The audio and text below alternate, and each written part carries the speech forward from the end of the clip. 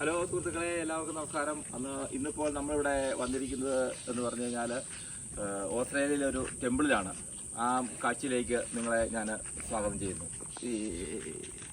Hello പ്രിയ സുഹൃത്തുക്കളെ, ഞാനൊരു ടെമ്പിളിലെത്തിയ കാര്യം നിങ്ങളോട് പറഞ്ഞിരുന്നല്ലോ. അപ്പോൾ ടെമ്പിളിലെ കാഴ്ചകളിലേക്ക് നിങ്ങളെ സ്വാഗതം ചെയ്യുന്നു. ആദ്യം നമ്മൾ കയറി വരുമ്പോഴത്തേക്കും ഇവിടെ ഗണപതിയുടെ ഒരു വിഗ്രഹമുണ്ട്.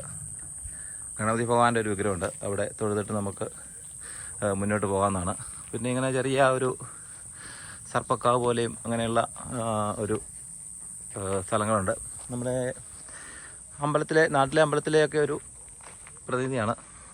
പിന്നെ ഇത് ചെറിയൊരു കാടിനോട് ചേർന്നുള്ള ഒരു സ്ഥലത്തിലാണ് ഈ അമ്പലം സ്ഥിതി ചെയ്യുന്നത്. നമുക്ക് മുന്നോട്ട് പോയി നോക്കാം അമ്പലത്തിൻ്റെ കാഴ്ചകളിലേക്ക്. അതായത് നമ്മുടെ നാട്ടിലെ അമ്പലങ്ങളിലൊക്കെ പൂജയ്ക്കെടുക്കുന്ന ഒരു പുഷ്പമാണ്, അറിയാലോ. അതൊക്കെ ഇവിടെ ധാരാളമായിട്ടുണ്ട്.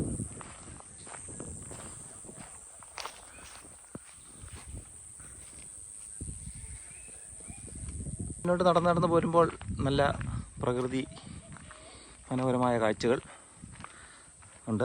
ഞാൻ പറഞ്ഞല്ലോ, ഇതൊരു വനത്തിനോട് ചേർന്നുള്ള സ്ഥലമാണ്.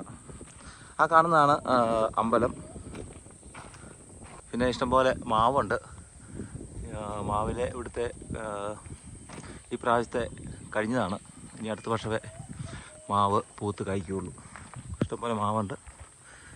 അങ്ങനെ പിന്നെ ഇവിടെ ഒരു ചെറിയ പൂന്തോട്ടം പോലെ ഉണ്ടാക്കിയിട്ടുണ്ട്. ഇത് ശ്രീകൃഷ്ണൻ്റെ ഒരു അമ്പലമാണ്. അപ്പം പൂന്തോട്ടം വൃന്ദാവനം രീതിക്ക് ചെയ്തിട്ടുണ്ട്.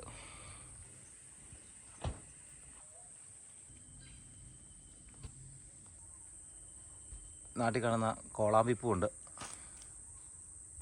കൃഷ്ണതുളസി ഇപ്പോൾ ഉണ്ട് കേട്ടോ. കൃഷ്ണതുളസി നല്ല പൂത്ത് നന്നായിട്ട് നിൽക്കുന്നുണ്ട്. ടെമ്പിളിൻ്റെ പേരെന്ന് പറഞ്ഞാൽ ശ്രീ രാധാ മന്ദിർ ടെമ്പിൾ എന്നാണ്. ഇത് 2018 ആരംഭിച്ചതാണ്.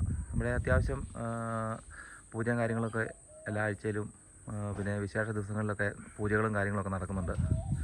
പിന്നെ കണ്ട പുറയിൽ നല്ല തെങ്ങ് നന്നായിട്ട് കാഴ്ച നിൽപ്പുണ്ട്. അങ്ങനെയാണ്. പിന്നെ ഫ്രണ്ടിലൊരു നമ്മുടെ നന്ദിയുടെ സ്റ്റാച്ചു ഉണ്ട്.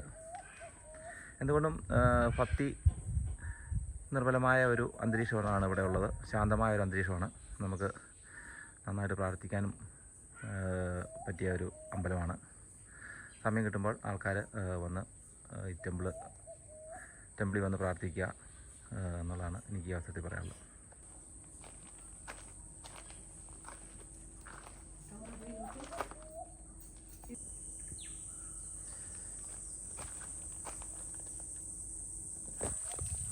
അപ്പോൾ ഇന്നത്തെ പരിപാടി കഴിഞ്ഞിട്ട് പോയേക്കാമെന്ന് വിചാരിക്കുവാണ്. അതുകൊണ്ട് വീണ്ടും വരാൻ വേണ്ടി ആഗ്രഹിക്കുന്നു. വീണ്ടും അടുത്ത പ്രാവശ്യം കാണാം. Okay, bye. Yes, they were trying to get the Amrit. So now Jain then stopped it, or it took the fight between them after so that pot of Amrit is called Kumbh. So the pot which is containing that Amrit is called the Kumbh. So the Kumbh Mela, I was astonished to realize that's the Kumbh. Okay. He dropped in one of the drop in Nashik. Yes. And Prayagraj. Yep. Kumbh is every 12 years.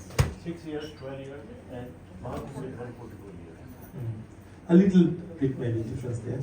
So anyway, Kumbh. So that whole United States did take place. So those who came, anybody has attended? He just because of his austerities, those 70,000 sons were killed, and then Bhagirath. We don't have opportunity to go to Kumbh Mela in Prayag. In UP? Yes. UP, right? Okay.